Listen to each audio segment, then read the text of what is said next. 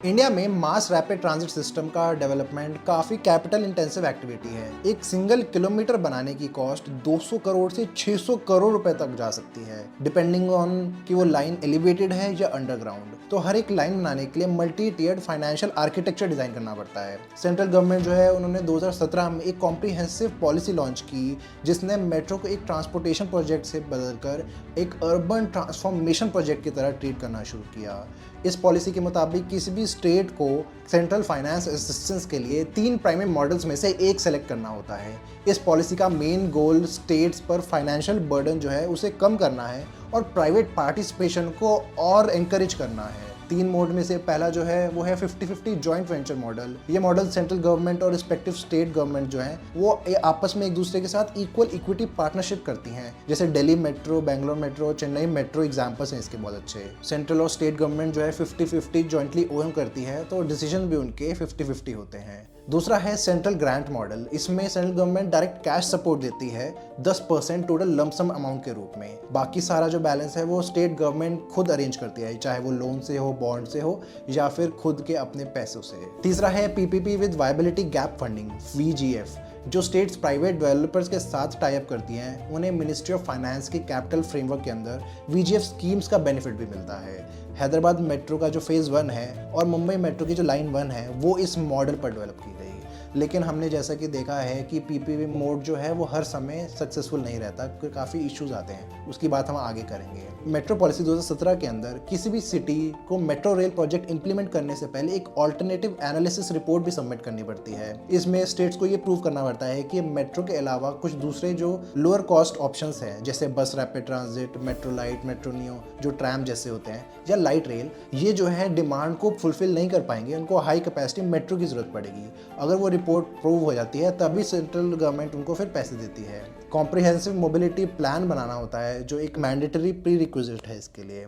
Mega infrastructure corridors बनाने के लिए हजारों करोड़ रुपए का स्ट्रक्चरल डेट रेज किया जाता है। डीएमआरसी, भारत सरकार और एनएचएआई जैसी एजेंसीज अपने बॉन्ड्स इशू करके भी इन प्रोजेक्ट्स के लिए फंडिंग अरेंज करते हैं। तो अब सोचो, एक रिटेल इन्वेस्टर्स होने के नाते हम भी इन्हीं बॉन्ड्स में इन्वेस्ट कर सकते हैं। अब इसका मतलब सिर्फ ये नहीं कि आप डेट इंस्ट्रूमेंट को समझ रहे हो, बल्कि आप प्री डिफाइंड रिटर्न स्ट्रक्चर्स वाले इंस्ट्रूमेंट्स में भी पार्टिसिपेट कर सकते हो। कॉर्पोरेट बॉन्ड्स इसी कैटेगरी का एक इम्पॉर्टेंट हिस्सा भी हैं। आज सेबी की रेगुलेटरी चेंजेस और डिजिटल प्लेटफॉर्म्स के थ्रू रिटेल इन्वेस्टर्स भी बॉन्ड्स को एक्सप्लोर कर सकते हैं।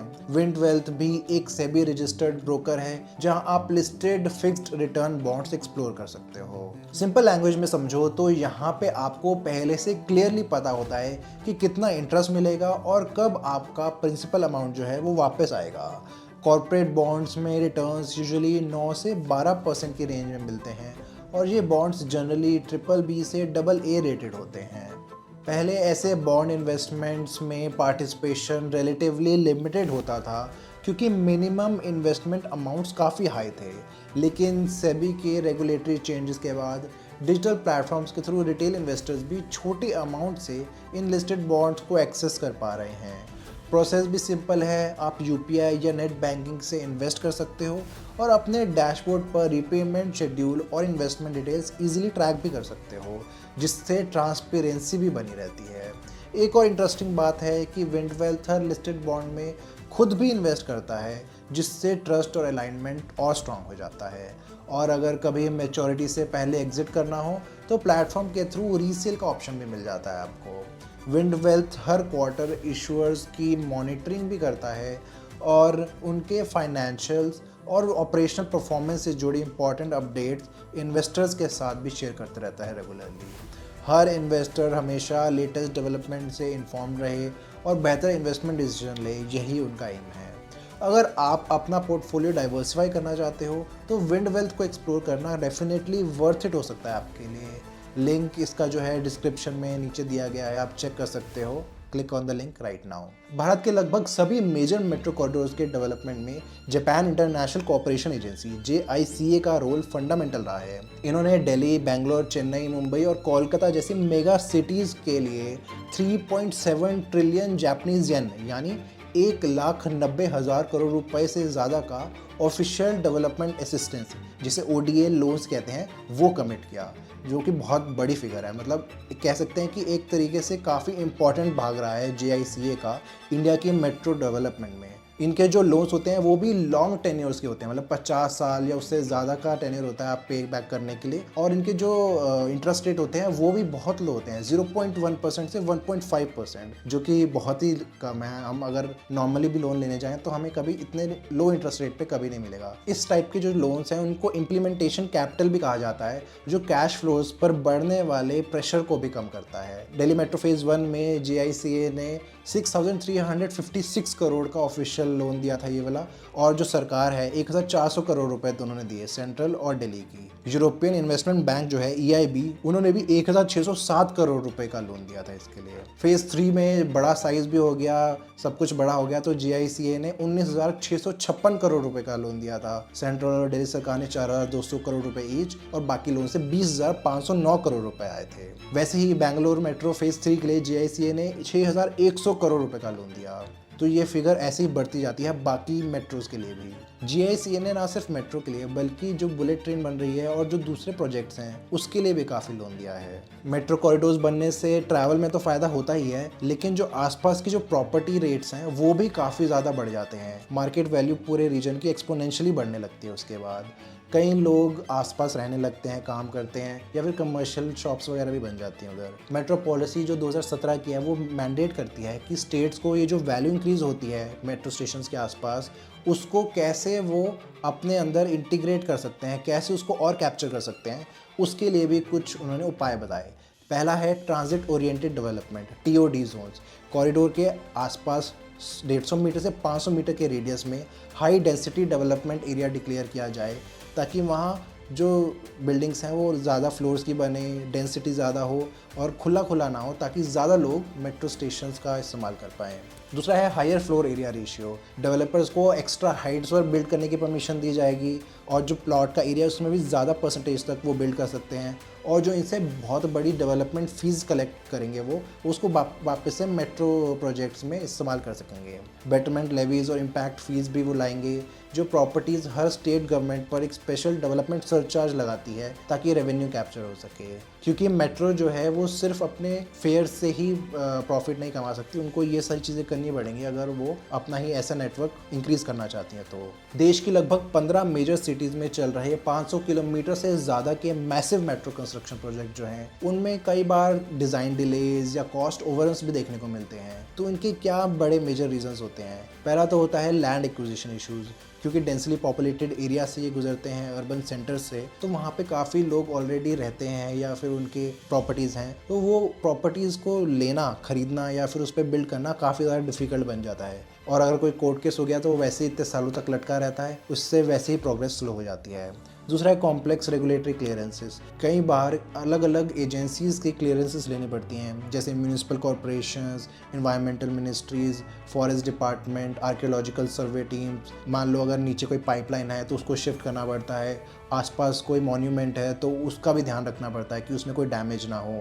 तो ये सब चीज़ों को कोऑर्डिनेट करने में भी काफ़ी टाइम लग जाता है। इसके अलावा पॉलिटिकल अलाइनमेंट्स भी ज़रूरी होती है कि कोई जो स्टेट में पॉलिटिशियंस हैं या सेंटर में जो हैं, अगर वो आपस में कोऑर्डिनेट नहीं कर पाते या फिर कोऑपरेट नहीं कर पाते तो फिर उससे भी डिलेज होते हैं। कभी परमिशंस अटक जाती हैं, कभी ब्यूरोक्रेटिक पावर बीच में आती है, तो ये लड़ाई झगड़े में काफ़ी डिले हो जाता है। और एक और रीज़न है जियो टेक्निकल। अगर अंडरग्राउंड सिविल ड्रिलिंग प्रोजेक्ट चल रहा है तो अगर उसमें बहुत ही अनस्टेबल या पतली सॉइल है तो उसमें पानी लीक हो जाता है या फिर वो स्ट्रक्चर जो है कोलैप्स हो सकता है। और अगर हाई स्ट्रॉन्ग रॉक है तो उसमें भी कॉस्ट ओवररन ज़्यादा आती हैं। टनल बोरिंग मशीन्स के जो आगे कटर्स होते हैं वो बार बार रिप्लेस करने पड़ते हैं, तो ये सारी चीज़ें भी देखनी पड़ती हैं। इसलिए इंडिया में ज़्यादातर अवॉइड ही करते हैं कि वो अंडरग्राउंड टनल बनाएं, क्योंकि वो ज़्यादा कॉस्टली भी होती हैं और अगर ऐसे दिखते हैं तो ज़्यादा सालों साल लटकी भी रहती हैं। कोलकाता मेट्रो जैसे कि आप जानते होंगे, देश की पहली मेट्रो यहीं से चली थी 1984 में, यानी आज से 42 साल पहले। लेकिन उनकी लाइन 2 जो है ईस्ट वेस्ट कॉरिडोर, वो मॉडर्न इंजीनियरिंग मार्वल है जो कि अभी रिसेंटली खुला है, क्योंकि उसका जो एक पार्ट है वो हुगली नदी के भी नीचे से जाता है, जो कि उसे देश की पहली अंडर वाटर टनल भी बना देता है। 520 मीटर की ये टनल है और 35 मीटर डेप्थ पे, जो कि one of the deepest tunnel भी है इंडिया में। तो ये अपने आप में काफ़ी ज़्यादा इसने रिकॉर्ड्स तोड़े हैं। इसलिए इसीलिए इसको एक इंजीनियरिंग मार्वल कहते हैं। मगर इसमें कई डिलेज आए। जब पास के बाव बाज़ार के नीचे से जब ये टनल गुजर रही थी तो वहाँ पे जो ऊपर पुरानी इमारतें थी उसमें कुछ दरारें दिखी, उससे भी काफ़ी डिले हो गया। इसमें रिवर के आसपास या उसके नीचे थोड़ा पानी भी लीक होने लगा था टनल्स में, तो उसको प्रोटेक्ट करने के लिए कंक्रीट माइक्रो पाइल्स लगाई गई और दीवारों को जो है वो काफ़ी चौड़ा बनाया गया ताकि पानी लीक ना हो। तभी इसमें जो एस्प्लेनेड से सियाल्डा वाला सेक्शन है स्पेशली, उसमें 6 साल लग गए बनने में, जबकि उसका टारगेट 3-4 साल का ही था। तो जैसे हमने अभी बात की कि मेट्रो काफ़ी ज़्यादा कैपिटल इंटेंसिव एसेट्स होते हैं, काफ़ी करोड़ों हज़ारों करोड़ रुपए लगते हैं उसको बनाने में और उसको ऑपरेट करने में अलग से। तो उसमें जो है ऑपरेशनल चार्जेस से, सिर्फ टिकट प्राइसेस से उसको प्रॉफिटेबल नहीं बनाया जा सकता। ऐसा दुनिया भर में हमने देखा है। सिर्फ टिकट प्राइसेस काफ़ी नहीं है, उनको प्रॉफिट कमाने के लिए कई दूसरे तरीक़ों का भी इस्तेमाल करना पड़ता है, दूसरे तरीके अपनाने पड़ते हैं। जैसे सरकार जो मेट्रो पॉलिसी 2017 लाई, उसमें भी उन्होंने बोला कि 14% का अगर वो economic internal rate of return दे रहा है सिटी को, यानी मेट्रो लाइन के बनने से 14% ग्रोथ हुई है आसपास के एरियाज़ में, तो वो उसको एक सक्सेस मानते हैं। चाहे ट्रैवल टाइम इंप्रूव करने में हो, पब्लिक सेफ्टी इंप्रूव करने में हो, व्हीकुलर एमिशंस कम करने के लिए, या हेल्थ केयर कॉस्ट जो है वो कम हो जाए, तो ये सब वो पॉजिटिव इफेक्ट्स लेकर चलते हैं इस कैलकुलेशन में। दिल्ली मेट्रो रेल कॉर्पोरेशन ने फाइनेंशियल ईयर 2024-25 में 412 करोड़ रुपए का स्टेबल ऑपरेटिंग सरप्लस रिकॉर्ड किया। लेकिन अगर डिप्रिसिएशन और दूसरी चीज़ें लगा दें उसमें, इंटरेस्ट पेमेंट्स वगैरह, तो ये लॉस में चला जाता है, जिसकी रेंज है अप्रॉक्सीमेटली 1500 करोड़ रुपए। तो देखा जाए तो हम जितनी मर्जी कोशिश कर लें, दिल्ली मेट्रो तक भी प्रॉफिटेबल नहीं हो पाई। लेकिन अगर हम सिर्फ प्रॉफिटेबिलिटी इसी हिसाब से देखेंगे तो आप उसको कह सकते हो एक फेलियर है। लेकिन अगर आप ओवरऑल फ़ायदा देखोगे पूरी सिटी को कितना हुआ है, तो उससे कई गुना ज़्यादा हुआ है। एग्जाम्पल लेते हैं हैदराबाद मेट्रो का। वो फेज़ 1 जो उनका बना वो लार्सन एंड टूब्रो LNT ने बनाया, फुली प्राइवेट। ये दुनिया का लार्जेस्ट पब्लिक प्राइवेट पार्टनरशिप का मेट्रो नेटवर्क बना जब स्टार्टिंग में। मगर उनको बनाने में उसमें 15,672 करोड़ रुपए लगे और उसका डेट था लगभग 13,000 करोड़ रुपए LNT के ऊपर। इतने हैवी डेट के चलते उनको हर साल 1,273 करोड़ रुपए का सिर्फ इंटरेस्ट ही देना पड़ रहा था, और वो सिर्फ इंटरेस्ट ही वो कवर नहीं कर पा रहे थे अपने फेयर प्राइसेस से। इसी वजह से उन्होंने कुछ साल बाद इससे एग्जिट करने का सोचा और मेट्रो फेज़ 1 को वापस से तेलंगाना गवर्नमेंट को बेच दिया। 13,000 करोड़ रुपए का जो डेट था वो भी सरकार ने अपने ऊपर ले लिया और 2,000 करोड़ रुपए का कैश स्ट्रक्चरल इक्विटी क्लियरेंस दिया उनको, LNT को। तो देखा जाए तो सिर्फ प्रॉफिट पैरामीटर से कोई भी मेट्रो नेटवर्क नहीं चल सकता है, जैसा हमने देखा। और दूसरी तरफ मैं ये भी कहता हूँ कि माना प्रॉफिटेबिलिटी आना मुश्किल है सिर्फ फेयर प्राइसेस से, लेकिन अगर वो मेट्रो एजेंसीज चाहें सरकार की मदद से, तो वो दूसरी चीज़ों में आकर अपना पैसा जो है वो वापस कमा सकती हैं। उससे फ़ायदा ये होगा कि उनको सरकारों से बार बार पैसे नहीं मांगने पड़ेंगे नई मेट्रो लाइन्स बनाने के या किसी चीज़ के अपग्रेड्स वगैरह के। वो अगर फाइनेंशियली इंडिपेंडेंट हैं तो उनको फ़ायदा है, ज़्यादा मेट्रो लाइन्स बनाएंगे, ज़्यादा लोगों को अट्रैक्ट करेंगे, सर्विसेज अच्छी रखेंगे। इसलिए अगर हम ये चीज़ करना चाहें तो हमें हांगकांग के जो MTR है, जो वहाँ की मेट्रो लाइन्स वगैरह बनाती है, उसका एग्जाम्पल लेना चाहिए। वो कैसे ऑपरेट करती हैं कि वो सरकार के साथ मिलकर जो मेट्रो स्टेशन जहाँ बनने वाले हैं या फिर जो बने हैं रिसेंटली, उसके आसपास के जो एरियाज़ हैं उसकी ज़मीन सस्ते में MTR को दे देती है सरकार। और वहाँ MTR जो है या तो वो उस लैंड को लीज पे दे देती है डेवलपर्स को वहाँ पे बिल्डिंग्स बनाने के लिए, या फिर वो खुद उसको डेवलप करके रेंट या लीज पे देती है, ताकि वहाँ पे और ऑफिसेज, रेजिडेंशियल एरिया और कमर्शियल बिल्डिंग्स वगैरह बने और लोग ज़्यादा से ज़्यादा इस्तेमाल करें मेट्रोज का भी।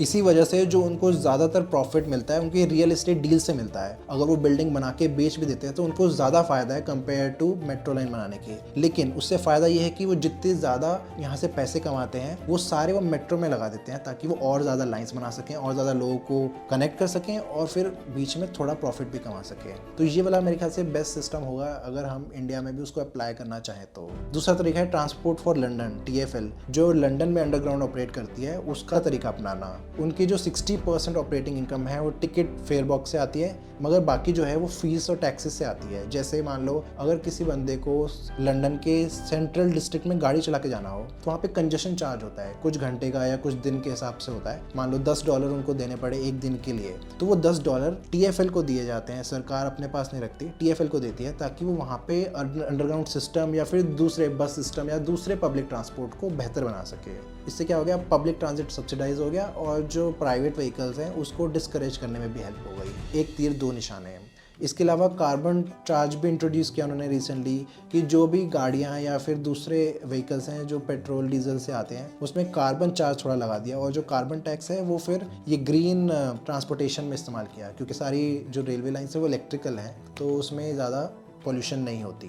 तो ये सारे तरीके हैं जिसे हम इंडिया में भी इम्प्लीमेंट कर सकते हैं और अपनी मेट्रो सिस्टम्स को और फाइनेंशियली इंडिपेंडेंट बना सकते हैं। इसके अलावा यूनिफाइड टिकटिंग सिस्टम्स जैसे NCMC कार्ड्स वगैरह भी इंट्रोड्यूस करने का प्लान है कि इंडिया के सारे मेट्रो सिस्टम्स एक ही कार्ड से हम एक्सेस कर सकें, हर सिटी में हमें अलग कार्ड ना लेना पड़े, तो ये भी एक अच्छा तरीका होगा। इसके अलावा true land value capture policies, जैसे हमने बात की कि जो मेट्रो लाइन्स के आसपास लैंड की जो वैल्यू बढ़ रही है उसका कुछ परसेंट अगर वो डेवलपमेंट फीस या फिर लैंड वैल्यू फीस में अगर मेट्रो लाइंस को वापस दिया जाए तो उससे काफ़ी फ़ायदा होगा। तो ये कुछ तरीके हैं जिससे मेट्रो लाइंस को फंड किया जाता है। आज डिजिटल ज़माने में विंडवेल जैसे प्लेटफॉर्म्स ने इन्वेस्ट करना इतना आसान बना दिया है कि 10 मिनट में डीमैट अकाउंट खुलवाकर आप भी शुरुआत कर सकते हैं।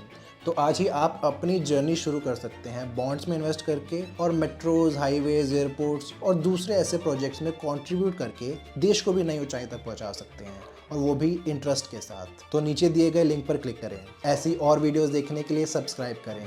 धन्यवाद। Fixed returns do not constitute guaranteed or assured returns. Investments in corporate debt securities, municipal debt securities, and securitized debt instruments are subject to credit risks, market risks, and default risks, including delay and/or default in payment.